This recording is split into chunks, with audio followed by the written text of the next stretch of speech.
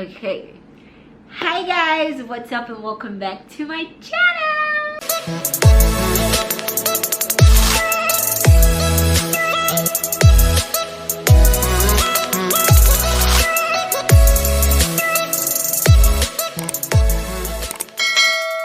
I feel so ashamed of myself that it has taken this long to come back on here to talk. If this is your first time stopping by my channel, hi, I am Dr. Obakam. I'm a medical doctor currently practicing and residing in Abuja, Nigeria. So welcome to my YouTube channel where I do med series and lifestyle videos. I hope you love it here. I hope you subscribe to my channel. I hope you give this video a thumbs up and you leave some comments. Okay, today's video is a very vulnerable one. By the title you can already tell. I've been wanting to make this video for a very long time now, so today I'm getting around to doing it.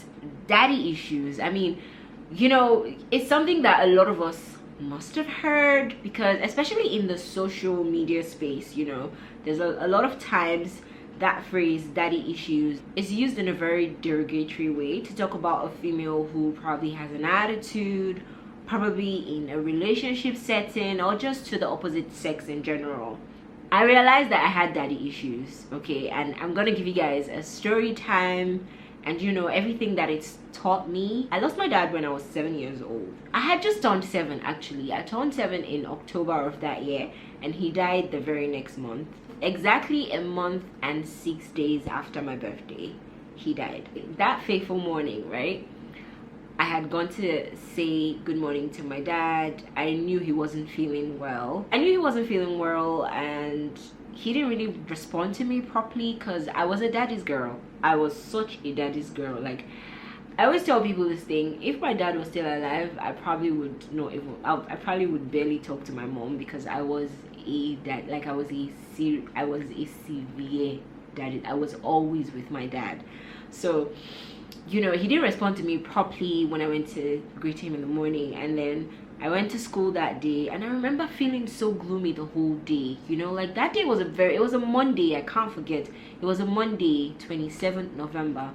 It was a Monday. It was a very gloomy day for me in class, and, you know, it was just weird. Anyways, I got back home and I saw a lot of people in front of my house, and my house was like really crowded and there were a lot of people.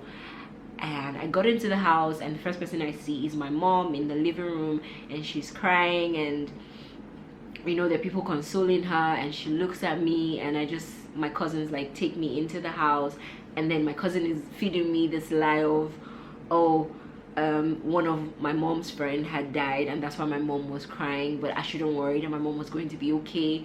But I immediately knew that it was my dad, because, well, I always see him every time I get back.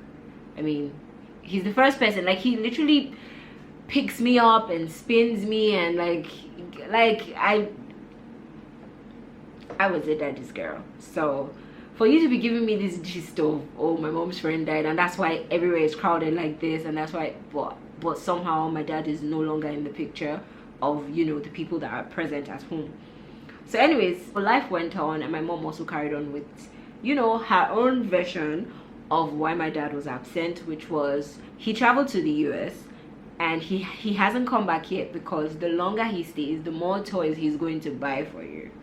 So she expected me, which, you know, I did, to just be a kid and say, oh yeah, you know, so you want him to stay longer and not come back anytime soon, so you get a lot of toys. Do you like children mentality? But deep down inside I knew, and I don't know why I never, you know, spoke up that I knew that he had died. I was a very smart kid, but I never said anything to my mom. I just bought the line. I just moved on with my life with it, and, you know, life continued until maybe when I got a bit older, like secondary school, because my dad died when, you know, when I was 7. So I got to secondary school, and then my mom now, you know, told me, okay, yeah, he's dead, and now it's just me and you and just siblings, and, you know, we gotta make this work and everything. And, you know, life went on, but I never really moved on from the whole situation, because I never really dealt with it in the first place.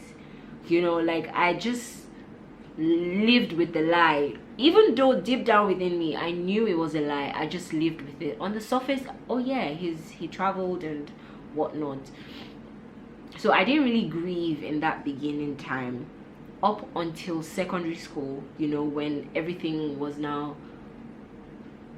made known, like, oh yeah, this is what it is. So that was when I started grieving. Do you understand? So everybody, my mom, everybody has moved on from me, and then now I start grieving. And I remember a lot of times, because I went to a boarding house in Port Harcourt, Nigeria. So I remember a lot of times I'll just be by myself and I'll just be crying, especially on visiting days. Visiting days were the hardest for me because, you know, everybody is with their mom and their dad and their siblings, and then there's just me waiting for just my mom. It's always just my mom. Every time I'm talking about, you know, I'm having a conversation with my classmates and we're talking about family and stuff, and everybody's talking about, oh, my mom did this and my dad did that and my brother and my sister, it's always just my mom from my end. And then some people will be asking, oh, you never talk about your dad. I'm like, yeah, no, I don't want to. You know, it was a very sensitive topic for me as a child.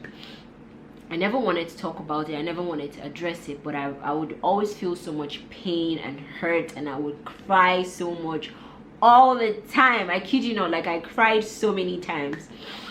I cried throughout my secondary school. You know, I would always have moments where I would break down and I would cry about it, and I carried that into uni. I kid you not, into university.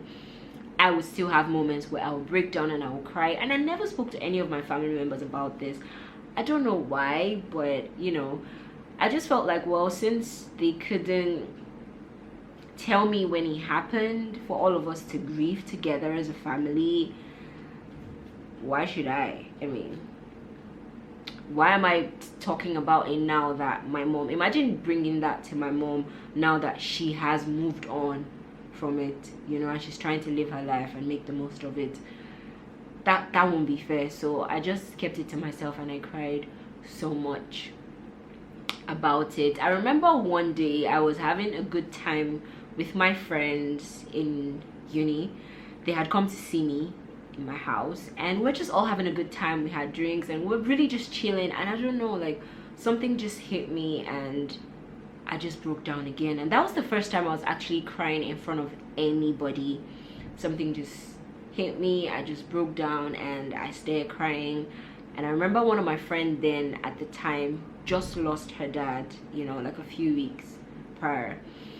So when I start crying and, you know, they're asking me like, what's wrong, why are you suddenly crying, and I'm telling them, oh, it's because, you know, I miss my dad a lot of times and this is the reaction, like I just can't help it. And she too starts crying because, duh, she literally just lost her dad. And she came to my house because she came to have a good time. But I messed it all up for her because I couldn't control my emotions. So it was a lot for me. It was really a lot. One thing that stood out to me though, you know, when I finally realized that I had daddy issues, which I'm going to tell you the story of how I found out, was the fact that I looked back at the relationships I had been in, you know, prior to that realization.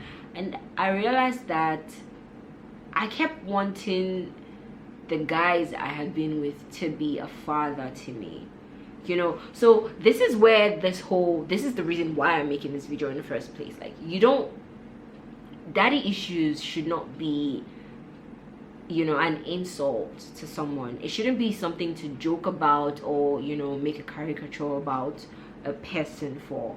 Because you really just do not know how bad things could be, or how bad the situation could be, rather. Take my boyfriend in uni, for instance. That's like my first boyfriend.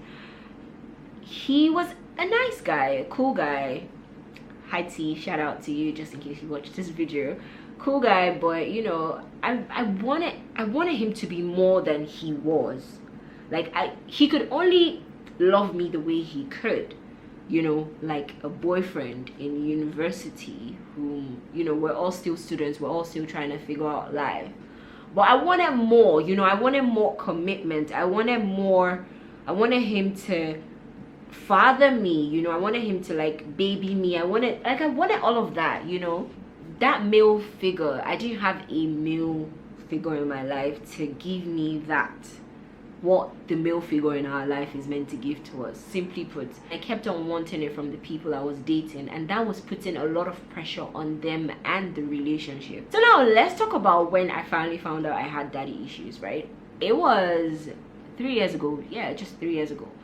It was Christmas, and I remember I had just moved into this apartment that year, and my next door neighbor, had his kids come over for Christmas. So we had like a neighborhood meeting, and after the meeting I was walking back home with him when his daughter ran out and, you know, ran to him and hugged him. And in that moment I felt something really, like, I felt my heart drop. And my heart wasn't dropping because, oh, that's so cute, oh, such a cute girl. No, my heart was dropping because, oh my god, I want this. Like, I want to feel this. Like, I want to have somebody I'm going to run out to hug. Like, I want a father all over again. And I thought to myself, why are you feeling this way?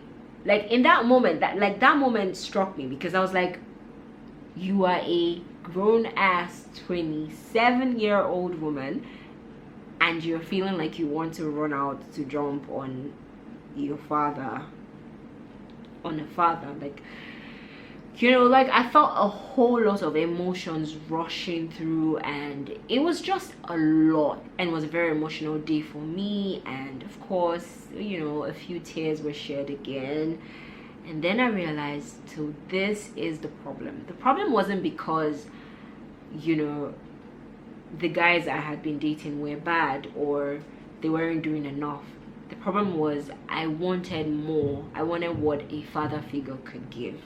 I'm so glad it happened, because that changed my mindset about a lot of things, as you can imagine. This video it's like a story time and it's like a chit chat at the same time. But yeah, what I'm trying to say is, stop making people feel bad that they have daddy issues, or stop using daddy issues in a derogatory way, because you just do not know how bad the situation is. And yes, you are right, we do have daddy issues, but in what capacity? Some of us have daddy issues because of things that are unavoidable, like death, you know. So yeah, anywho, I'm just gonna end this video here. I hope you enjoyed this chit chat. If there's something else you want to talk about, or if you want to ask me a question, you can leave it in the comments below. Just drop comments anyways. I would love to read your comments. And yeah, I am back this time fully, hopefully, fingers crossed. Work has been a lot, but life has been great. God has been amazing, so I can't complain. I cut my hair, by the way, and I'm loving this new look of mine.